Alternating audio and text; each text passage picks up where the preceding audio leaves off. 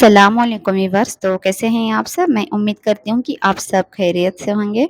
तो आज हम यहाँ सिंपल सिंपल सी आसान सी रेसिपीज़ देखेंगे जो हम जल्दी जल्दी बनाकर किचन से फ़ारिग हो सकते हैं। तो समर का सीज़न चल रहा है, गर्मी इतनी बढ़ रही है कि किचन में ज़्यादा देर काम करना बहुत मुश्किल हो जाता है। तो मैं कोशिश करती हूँ कि अपना काम जल्दी जल्दी से ख़त्म कर लूँ और किचन से फ़ारिग हो जाऊँ। और मैं कुछ आसान आसान सी टिप्स आपको देती रहूँगी कुकिंग करते वक़्त। अगर हम इस तरीके से करते रहेंगे तो आपको कुछ आइडियाज़ आएगा और हमारा काम भी एकदम आसान हो जाएगा। तो सबसे पहले तो मैं यहाँ दाल को पकने के लिए रख दूँगी। उसके लिए मैंने मूँग की दाल, चने की दाल और थोड़ी-सी मसूर की दाल ली हूँ। मूँग की दाल और मसूर की दाल थोड़ी ज़्यादा लेंगे और चने की दाल बस मुठ भर ही लेंगे। तो थोड़ी-सी इसमें मैंने पानी ऐड किया और लाल मिर्ची पाउडर ऐड करूँ हूँ और टमाटर मोटा-मोटा चॉप करके मैं इसमें अब पानी थोड़ा-सा और शामिल करूँगी और इसे कुक होने के लिए रख दूँगी। तो जब तक ये कुक होगा तब तक हम दूसरी तैयारी करेंगे। तो इस तरीके से हम तैयारी करते जाएँगे और जल्दी-जल्दी से कुकिंग से फ़ारिग हो जाएँगे। तो जब भी मैं किचन काउंटर टॉप पर काम करने के लिए आ जाती हूँ, कुकिंग के लिए आ जाती हूँ, तो ये डस्टबिन का डब्बा ज़रूर साथ में लेती हूँ और इसे क्लीन भी रखती हूँ क्योंकि मच्छर बहुत हो जाते हैं इसे क्लीन नहीं रखने से। तो हमेशा इसे क्लीन रखते जाइए।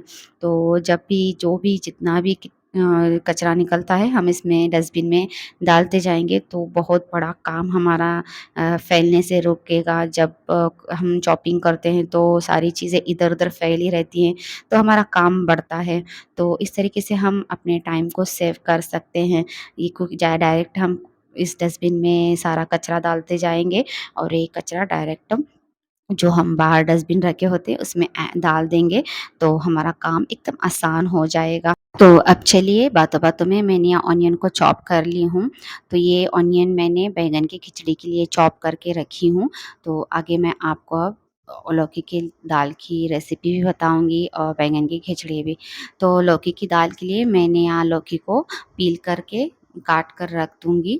तो जब हम लौकी काटने के लिए लेंगे तो थोड़ा-सा टेस्ट करके देखिए क्योंकि लौकी कभी-कभी कड़वी आती है, तो थोड़ा-सा चख के फिर इसे काटने या हाथ में ले लीजिए। तो जो भी बीज हैं, जो भी छिलके हैं, हम इसे निकाल कर डस्टबिन में डालते जाएँगे।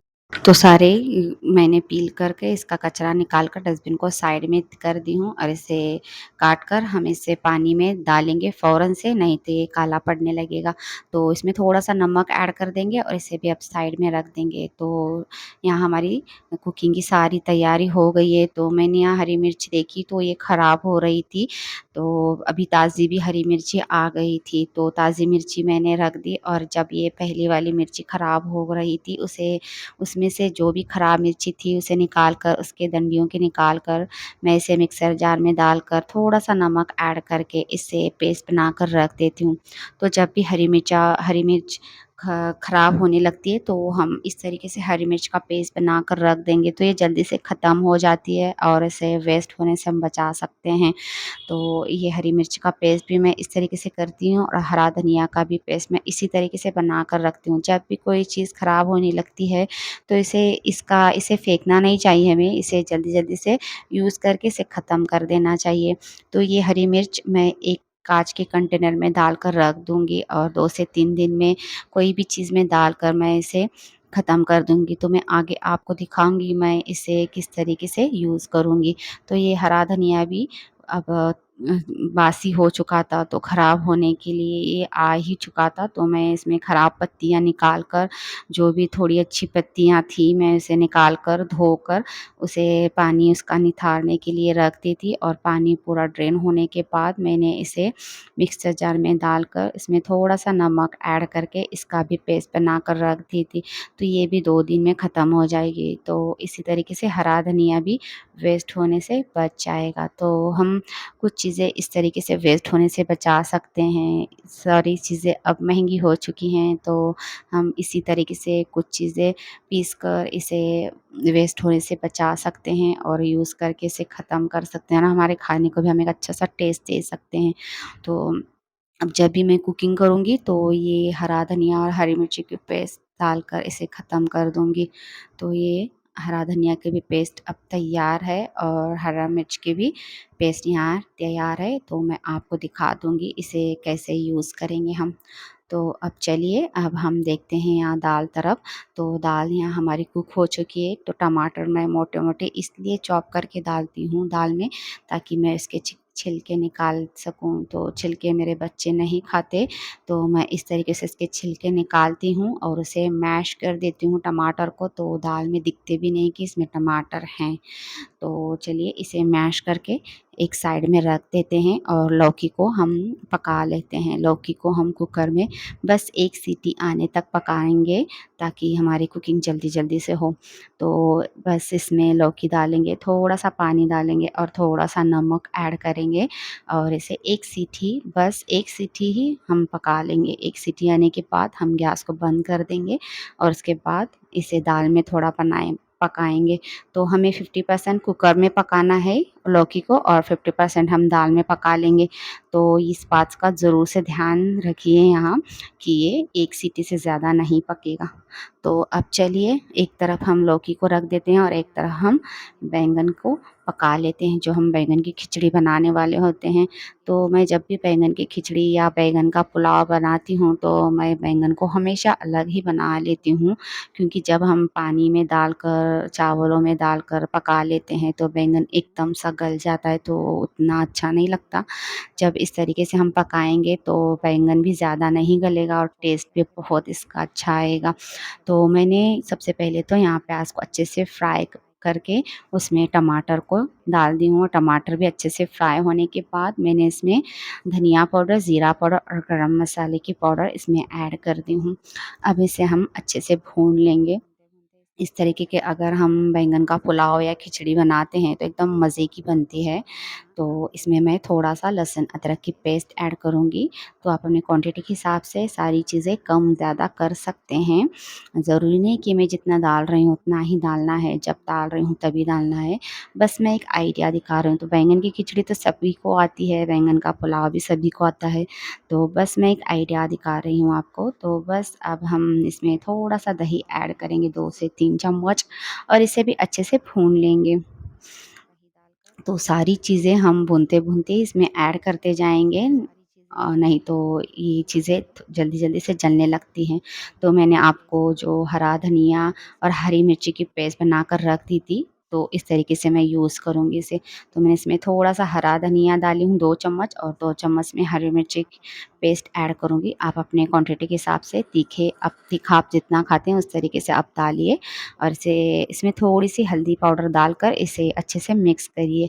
तो आप देख सकते हैं मैंने यहाँ यूज़ की हूँ हरा धनिया और हरी मिर्च। तो इसी तरीके से हम सारी चीज़ें बनाते जाएँगे। जो मट्ठा बनाते हैं उसमें भी हम हरा मिर्ची, हरा धनिया डाल सकते हैं, या फिर जो भी हम कड़धान बनाते हैं, हरा मूँग, मटकी, इस तरीके की चीज़ों में हम ये हरी मिर्ची, हरा धनिया डालकर ख़त्म कर देंगे। तो वो चीज़ें भी एकदम टेस्टी लगेंगी और जो ख़राब हो रहा था हरा धनिया, हरी मिर्ची, वो भी ख़त्म हो जाएगी। तो मैंने ये सारी चीज़ों को अच्छे से भून कर इसमें बैंगन को ऐड की हूँ। बैंगन मैं कभी भी पूरा अक्खा नहीं डालती, बस इस तरीके से आधे में से काट कर, उसमें से भी आधा काट कर उसमें देखती हूँ कीड़ा वगैरह कुछ है क्या, तो बैंगन में कीड़ा तो ज़रूर से रहता है, तो मैं कभी भी पूरा अक्खा मैं बैंगन नहीं डालती। तो इस तरीके से मैं काट कर इसे अच्छे से मसाले में भून कर थोड़ा-सा यहाँ नमक चख कर देख लूँगी, क्योंकि हरा मिर्चा और हरा धनिया में मैंने जो पेस्ट की थी उसमें नमक था। तो जो मैं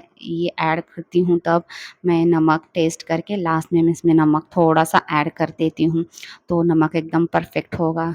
तो इसमें थोड़ा-सा पानी ऐड करेंगे और इसे सिर्फ़ 50% ही पकाएँगे बैंगन को, ज़्यादा नहीं पकाएँगे। जब हम चावल कुक करेंगे तब पूरा बैंगन हम पका लेंगे। तो यहाँ मैंने बैंगन पकने के लिए रख दी हूँ। अब हम बनाएँगे यहाँ दाल। दाल पकाने के लिए मैंने थोड़ा-सा ऑयल में थोड़ा-सा शाह जीरा ऐड की हूँ और उसमें थोड़ी-सी ऑनियन को मैंने बारीक चॉप करके डाल दी हूँ और ऑनियन फ्राई होने के बाद मैं इसमें जो लौकी को उबाल कर रख दी थी वो इसमें ऐड कर दूँगी और लौकी को भी अच्छे से तेल में फ्राई कर लूँगी। लौकी को अच्छे से तेल में फ्राई करने से इसे अच्छा-सा टेस्ट आता है, तो बच्चे भी खा लेते हैं। तो जो हमने लौकी उबाल ली थी उसमें थोड़ा-सा पानी रह गया था, वो पानी हम इसमें शामिल कर देंगे। कुछ भी वेस्ट नहीं करना हमें। तो अब इसे अच्छे से भूनकर मैंने इसमें थोड़ी-सी लहसुन अदरक की पेस्ट ऐड की हूँ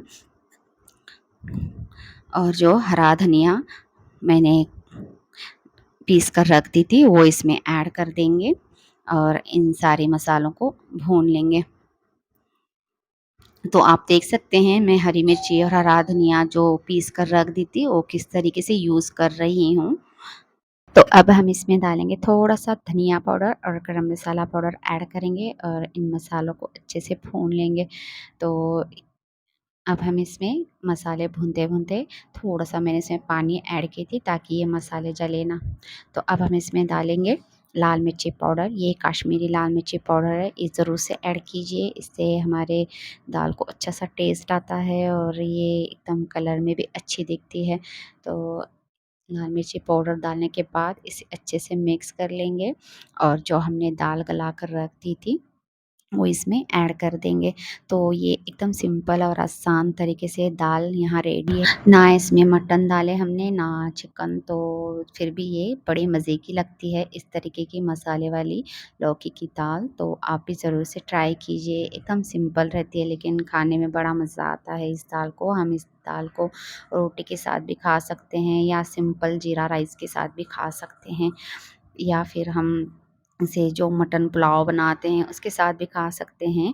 तो यहाँ मैंने थोड़ा-सा नमक ऐड की हूँ। अब थोड़ा-सा इसमें हरा धनिया कट करके डालेंगे और इसे अच्छे से मिक्स करके थोड़ा-सा पानी ऐड करके इसे जितना आपको थिक चाहिए उतना आप थिक बना सकते हैं। अब हम इस दाल को पकने के लिए छोड़ देंगे और चावलों को पका लेंगे। तो चावल पकने के लिए मैंने यहाँ थोड़ा-सा ऑयल ली हूँ और उसमें तेज पत्ता और हरा धनिया डालकर और जितना हम पानी की क्वांटिटी डालते हैं चावलों में उतनी क्वांटिटी पानी डालकर पानी अच्छा सा गर्म होने के बाद मैंने चावल और मूंग की दाल डालकर चावलों को पका ली हूँ और जब दम पर छोड़ने वाले होते हैं हम चावलों को तब ये बैंगन जो हमने पका कर रख दिया था वो बैंगन हम इसमें ऐड करेंगे।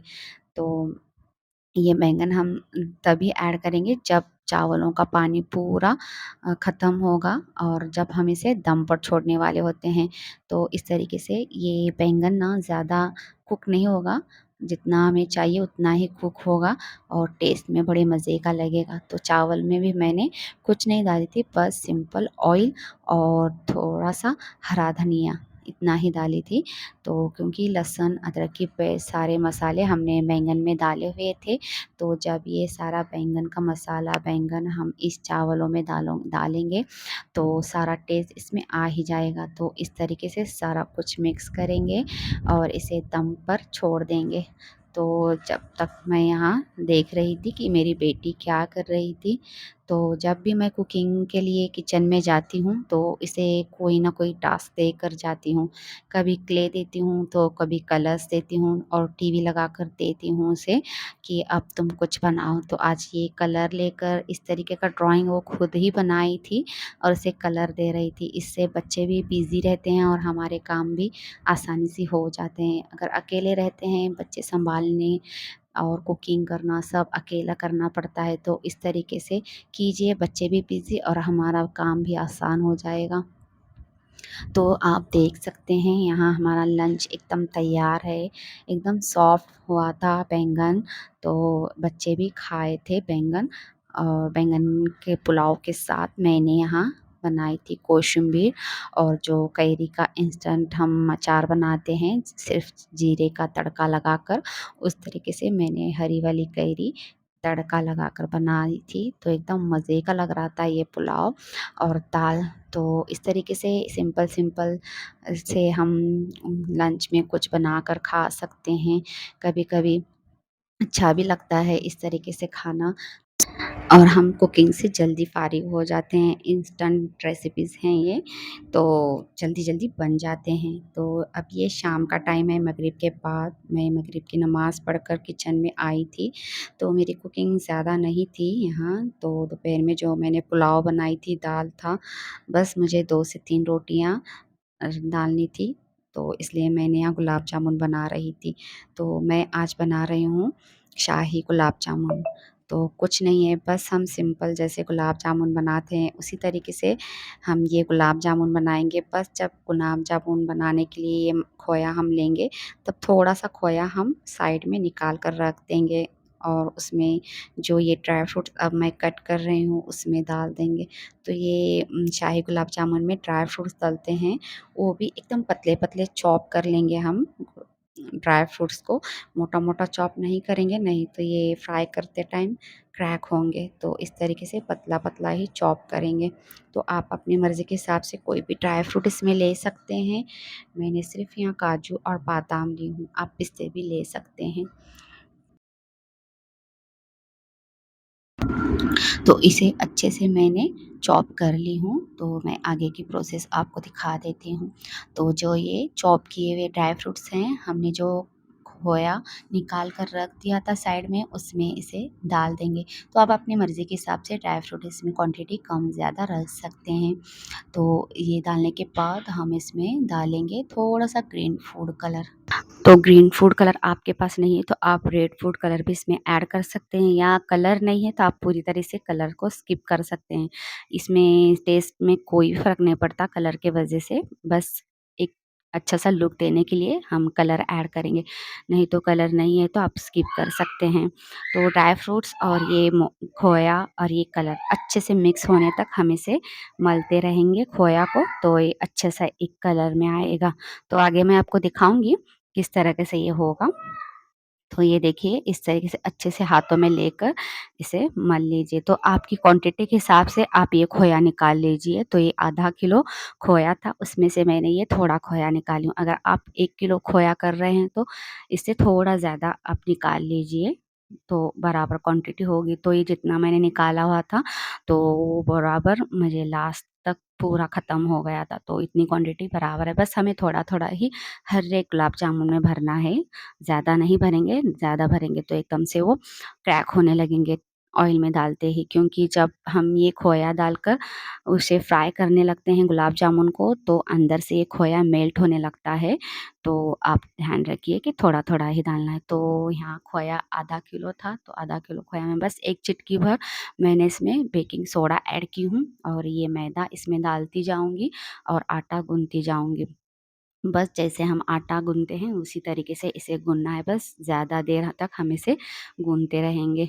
तो जब मुझे क्वांटिटी कुछ समझ में नहीं आई, तो मैं इस तरीके से 1 कटोरी भरकर मैदा ले लेती हूँ और खोए में डालकर अच्छे से मल लेती हूँ और थोड़ा-सा गुलाब जामुन का एक गोला लेकर फ्राई करके देखती हूँ। अगर वो अच्छे से फ्राई होता है तो ठीक है, नहीं तो उसमें और थोड़ा मैदा ऐड करके फिर मैं अच्छे से उसे गूँध लेती हूँ, तो बराबर हो जाता है। तो अगर हम बिगिनर हैं तो इस तरीके से हम कर सकते हैं, जिसे सब कुछ आता है उसका तो फिर कोई टेंशन नहीं है, वो आसानी से कर लेगा।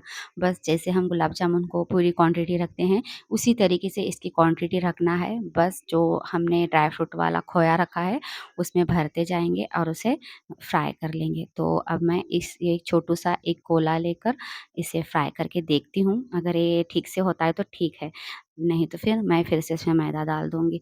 तो ये जब मैंने फ्राई की थी तो बराबर से हुआ था, तो मेल्ट भी नहीं हुआ वो ऑयल में, एकदम बराबर से एकदम सॉफ्ट हुआ था।